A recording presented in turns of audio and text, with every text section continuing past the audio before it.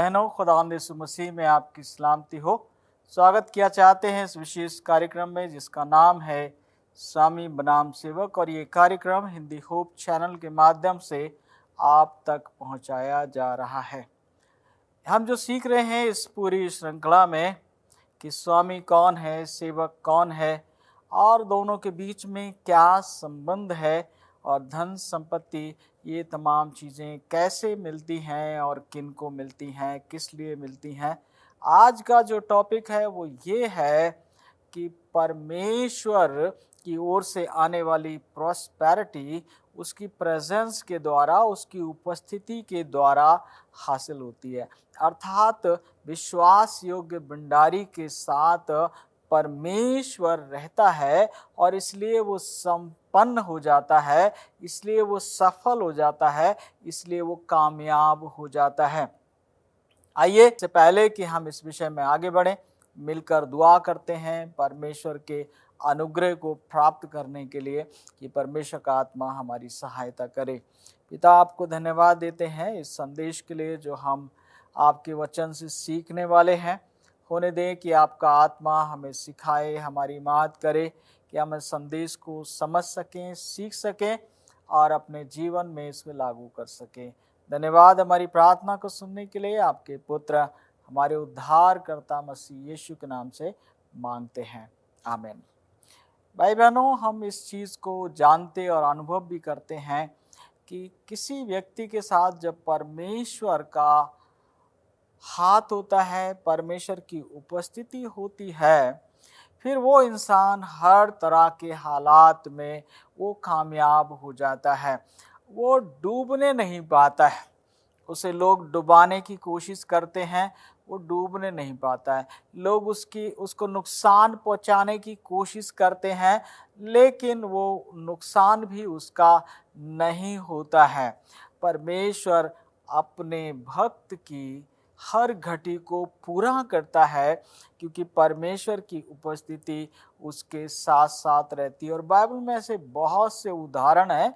मैं एक उदाहरण अगर आपको याकूब का दूं, याकूब जो अपने माता पिता को छोड़कर एक छड़ी लेकर हारान को गया था, अपने मामा लाबान के घर अकेला ही गया था, खाली गया था। और उसका जो मामा लाबान था वो बहुत ही छली और चालाक था। उसने बार बार उसकी मजदूरी को बदला, अलग अलग तरीके से उसको धोखा दिया। लेकिन यहोवा जो है वो याकूब के साथ था और इसलिए वो इंसान उसका नुकसान नहीं कर पाया। दाऊद की ज़िंदगी में भी आपको दिखाई देता है कि शाऊल राजा दाऊद को मार डालना चाहता था, ख़त्म कर देना चाहता था। कई एक उसने रणनीतियाँ रची, कई एक षड्यंत्र उसने रचे, लेकिन वो कामयाब नहीं हो पाया क्योंकि यहोवा दाऊद के साथ था। तो आज के विषय में आगे बढ़ने से पहले मैं आपका एक आह्वान करना चाहता हूँ। आपको इस बात के लिए मैं आवेदन करना चाहता हूँ, आप इस चीज़ को ज़रूर देखें कि परमेश्वर आपके साथ है या नहीं है। परमेश्वर की उपस्थिति आपके साथ चलती है या नहीं चलती है। दरअसल में परमेश्वर तो सभी के साथ रहना चाहता है, सबके साथ रहने का उसका वादा है। लेकिन जो लोग खुद को इस बात के एहसास में रखते हैं कि वो परमेश्वर की उपस्थिति में है, परमेश्वर की निगाहों के सामने है, परमेश्वर उनके साथ होता है, परमेश्वर सबके साथ रहता है। लेकिन कुछ लोग एहसास ही नहीं करते। कुछ लोग ऐसे चलते हैं जैसे परमेश्वर है ही नहीं, उनको परमेश्वर की ज़रूरत नहीं है। लेकिन जब उनको पता चलता है कि उन्हें कोई देख रहा है तो उनको शर्मिंदगी होती है। तो मेरे प्रियो, आइए मेरे साथ आप बाइबल खोल सकते हैं। सबसे पहला उदाहरण हम यूसुफ का देखेंगे और ये उत्पत्ति 39 का 2 और 3 वचन जो है मैं आपके साथ पढ़ूंगा। उत्पत्ति 39 का 2 और 3 वचन। जब यूसुफ मिस्र में पहुंचाया गया तब पोतीपर नामक एक मिस्री ने, जो फिरौन का हाकिम और अंग रक्षकों का प्रधान था, उसको इस्माइलियों के हाथ से जो उसे वहां ले गए थे मोल लिया। यूसुफ अपने मिस्री स्वामी के घर में रहता था और यहोवा उसके संग था, इसलिए वो भाग्यवान पुरुष हो गया। ये यूसुफ की कहानी है मेरे प्रियो। एक 17-18 साल का लड़का जिसके भाइयों ने उसको मार डालना चाहा, लेकिन किसी तरह से वो दूसरे भाइयों की दखल की वजह से वो बेच दिया गया बजाय मारे जाने के। और जब वो मिस्र में पहुंचा, एक गुलाम बनकर वो पहुंचा, उस गुलामी की दशा में भी वो अपने मालिक के लिए एक आशीष का कारण बन गया।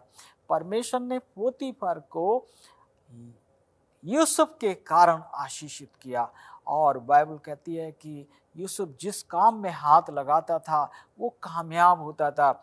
और थोड़े ही दिनों में पोतीफर ने क्या किया, यूसुफ को अपने पूरे घर का मुखिया प्रधान ठहरा दिया। वो अपने खाने की रोटी के अलावा किसी बात की कोई चिंता नहीं करता था। मेरे प्रियो, बहुत फर्क पड़ता है। संपन्नता बहुत लोग चाहते हैं, लेकिन क्या परमेश्वर की उपस्थिति भी चाहते हैं? यदि परमेश्वर की उपस्थिति आपके साथ है, मेरे साथ है, तो संपन्नता, खुशहाली, धन दौलत तो अपने आप ही आ जाता है। और ऐसे उदाहरण केवल याकूब या दाऊद या यूसुफ के नहीं हैं, ऐसे बहुत से उदाहरण आपको मिल जाएंगे, इस दुनिया में भी मिल जाएंगे उदाहरण, जहाँ पर परमेश्वर अपने लोगों के साथ रहकर उसने संभाला। मैं अगर अपने जीवन को पलट कर देखूं तो 96 से लेकर 99 करीब 3 साल का समय जो है मेरे जीवन के लिए काफ़ी कठिन रहा, मेरे लिए, मेरे परिवार के लिए। और हम बहुत ही दुखदाई दशा से होकर गुजरे। एक गांव में चर्च है, वहाँ पर मैं पादरी था, उस जगह का मैं नाम नहीं लेना चाहता हूँ, लेकिन जो मैंने टाइम पीरियड बताया है तो समझने वाले समझ जाएंगे उस समय मैं कहाँ था। और वहाँ पर बहुत तकलीफ़ें हमारे ऊपर आईं, और यहाँ तक कि जो बॉस है, सुनने में आया उसने किसी गुंडे को पैसे वैसे दिए ताकि वो मेरे हाथ पैर तोड़ दे। इतना संकट था, लेकिन मैं आपको बताना चाहता हूँ कि परमेश्वर ने हमारी रक्षा की, परमेश्वर हमारे साथ साथ रहा। और बहुत से अन्य जाति लोग जो हैं वो हमारे बचाव के लिए खड़े हो गए। मकान मालिक ने हमको फ्री में रखा, उसने कहा पादी साहब हम आपसे कोई किराया नहीं लेंगे जब तक आप यहाँ पर रहेंगे। और एक वक्त आया कि हालात बदल गए। एक रात की बात है जब मैं अपने एक मित्र के साथ मिशन के काम से यात्रा कर रहा था, और मैंने ये सारी कहानी जब उनको बताई तो वो कहने लगे, पादी साहब मैं इस बात को मानता हूँ कि यहोवा परमेश्वर आपके साथ रहता है। मैं इस बात की गवाही दे सकता हूँ मेरे प्रियो कि मेरा परमेश्वर का अनुग्रह, परमेश्वर की उपस्थिति मेरे साथ रहती है। और इसलिए खुदा मुझसे बड़े बड़े कामों को लेता है, बहुतों के लिए आशीष का कारण बनाता है, बहुतों के लिए उद्धार का कारण बनाता है, बहुतों के उपकार वो करता है। ये उसका फजल है, ये उसका अनुग्रह है। तो हम इस चीज़ को याद रखें मेरे प्रियो। कठिन से कठिन दौर में अगर परमेश्वर आपके साथ है तो आग आपको जलाने ना पाएगी और नदियां आपको डुबाने ना पाएंगी। कोई भी संकट आपको ख़त्म नहीं कर पाएगा और दुश्मन की बड़ी से बड़ी योजना जो है वो फेल हो जाएगी। अगर परमेश्वर हमारे साथ है तो प्रॉस्पेरिटी, संपन्नता अपने आप ही आ जाएगी। एक और वचन आप मेरे साथ पढ़ सकते हैं, उत्पत्ति 21 अध्याय का 22 वचन। ये अब्राहम के बारे में है। मैं चाहता हूँ कि आप मेरे साथ इसको खोलें। उत्पत्ति 21 अध्याय का 22 वचन में देखें क्या लिखा। उन दिनों में ऐसा हुआ कि अबीमेलेक अपने सेनापति पीकोल को संग लेकर अब्राहम से कहने लगा, जो कुछ तू करता है उसमें परमेश्वर तेरे संग रहता है। इसलिए अब मुझसे यहाँ इस विषय में परमेश्वर की शपथ खा कि तू ना तो मुझसे छल करेगा और ना कभी मेरे वंश से करेगा, परंतु जैसी करुणा मैंने तुझसे की है वैसी ही तू मुझ पर और इस देश पर भी जिसमें तू रहता है करेगा। यहाँ पर एक बहुत ही बड़ी बात आई है। राजा अबीमेलेक अपने सेनापति को लेकर अब्राहम के पास आता है और क्या गवाही देता है कि मैं जानता हूँ, हम जानते हैं कि खुदावंद तेरे साथ है। और इन लोगों ने अब्राहम को बहुत नुकसान पहुंचाने की कोशिश की, लेकिन वो सफल नहीं हुए। और उन्होंने देखा अब्राहम हर दिन हर रात वो बढ़ता जा रहा था और इन्होंने महसूस किया कि ये तो आने वाले समय में बहुत बड़ा राजा बन जाएगा। तो वो लोग आए कि क्या क्या करें, एक वाचा बांधना चाहते हैं अब्राहम से और कहते हैं कि हमने तुम्हारे साथ बुरा नहीं किया है, तो आने वाले समय में तुम हमारे साथ बुरा मत करना। और वो गवाही देते हैं कि हम जानते हैं कि यहोवा तेरे साथ है और इसीलिए तू संपन्न होता जाता है, इसीलिए तू सुखी है, इसीलिए तू खुशहाल है।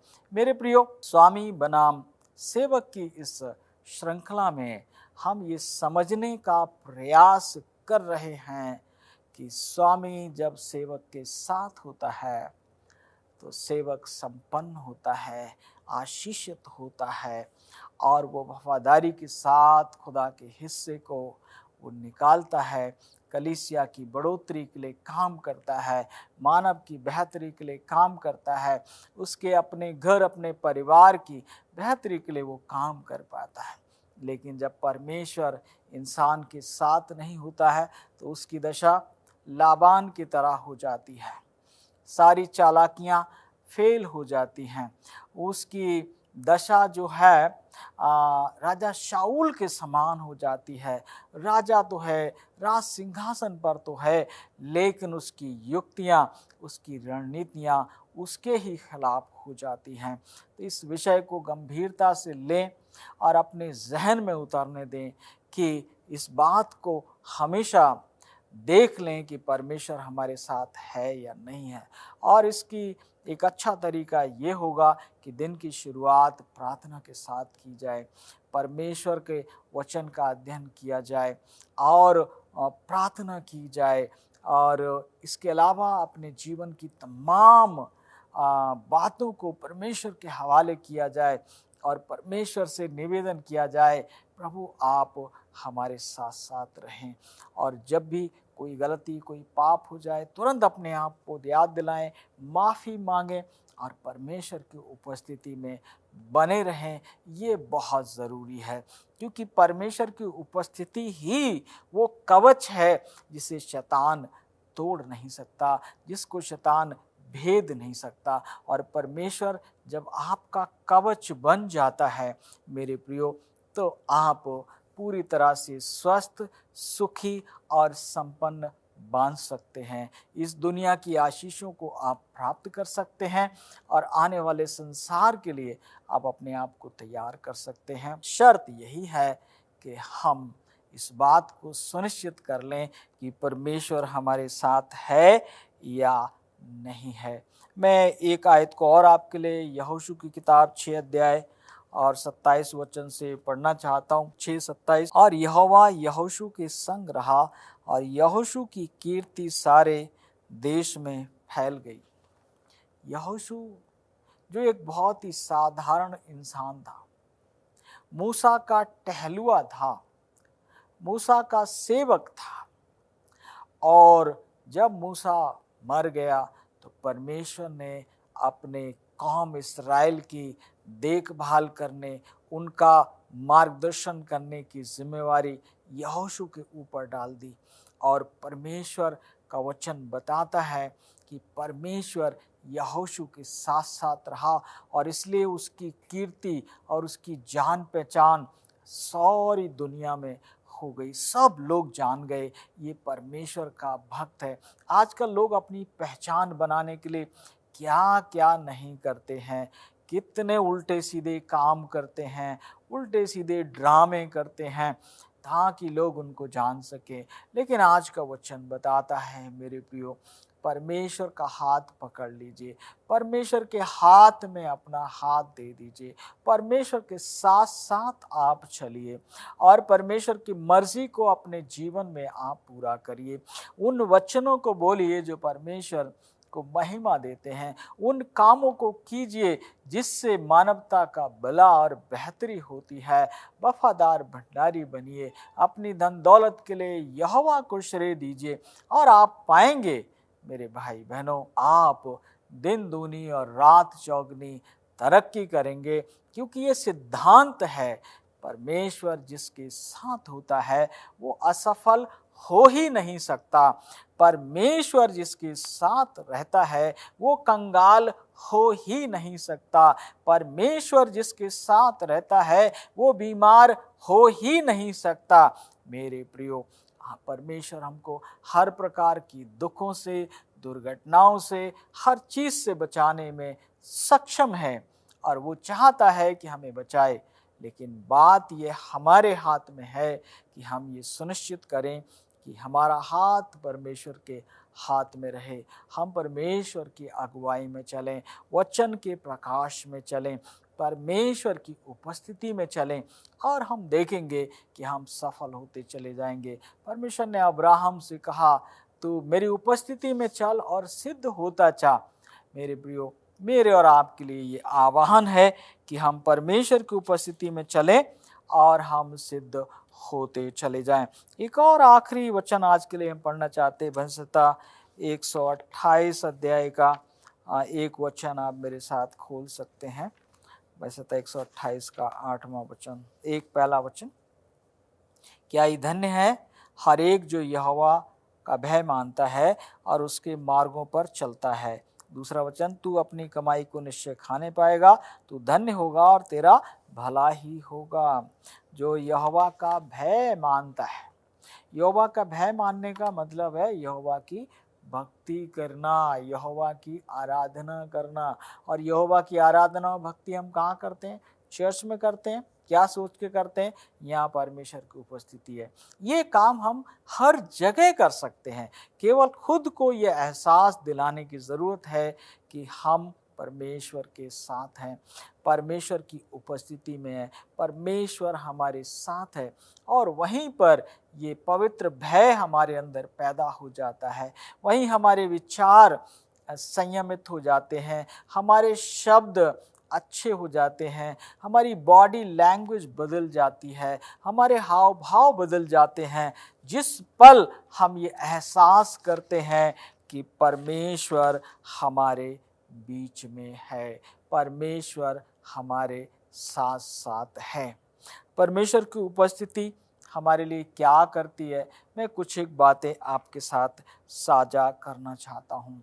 पहली बात यह है, परमेश्वर की उपस्थिति ही हमारा जीवन है। यीशु मसीह ने कहा है यूहन्ना 15 अध्याय में कि मुझसे अलग होकर तुम कुछ भी नहीं कर सकते। परमेश्वर से दूर जाकर हम कुछ नहीं कर सकते। उड़ाऊ पुत्र अपने पिता से दूर चला गया, उसका अपना ही नुकसान हुआ।